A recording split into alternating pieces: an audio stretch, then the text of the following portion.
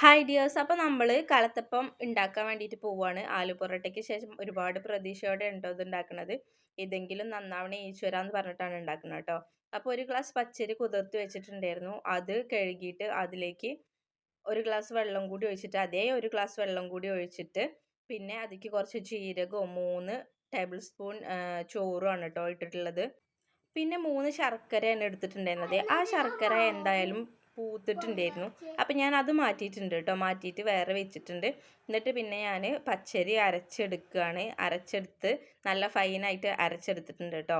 പിന്നെ അപ്പോൾ നമ്മുടെ ശർക്കരപ്പാനി ചൂടോടെ തന്നെ നമ്മൾ മാവിലേക്ക് ഒഴിക്കുന്നുണ്ട് കേട്ടോ. ഒഴിച്ച പാടെ തന്നെ നല്ലോണം ഇളക്കി കൊടുക്കണം. കാരണം എന്താ വെച്ചാൽ വേവാനുള്ള സാധ്യത ഉണ്ട്. വെന്ത് പോവും ചിലപ്പോൾ. ശർക്കരേൻ്റെ ചൂടുകൊണ്ട് മാവ് എവിടെയെങ്കിലുമൊക്കെ ആയിട്ട് വെന്ത് പോവും.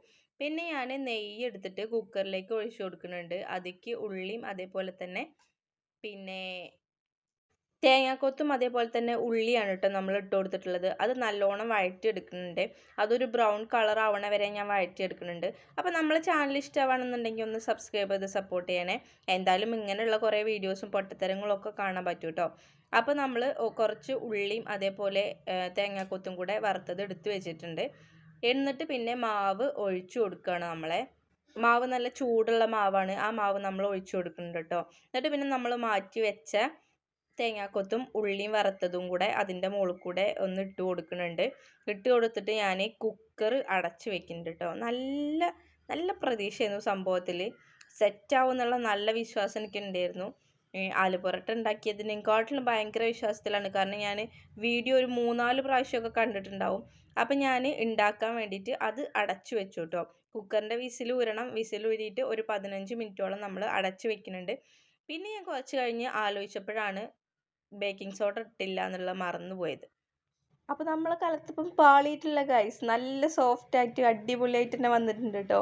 നല്ല അടിപൊളിയായിട്ട് സോഫ്റ്റായിട്ട് നിൽക്കുന്നുണ്ട്. നൂല് നൂല് പോലെ നിൽക്കുന്നുണ്ട്. ഞാൻ കണ്ട വീഡിയോയിൽ നൂല് നൂലായി നിൽക്കണം എന്നുണ്ടെങ്കിൽ ബേക്കിംഗ് സോഡ ഇടണമെന്ന് പറഞ്ഞിട്ടുണ്ടായിരുന്നു.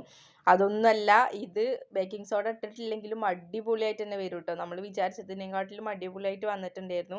എനിക്കാണെങ്കിൽ അതിൻ്റെ സോഫ്റ്റ്നെസ് കണ്ടിട്ട് ഇട്ട് പോരാൻ തോന്നുന്നില്ല. പിന്നെയും ഞാൻ അതിൻ്റെ വീഡിയോസ് ഇട്ടായിരുന്നു കേട്ടോ.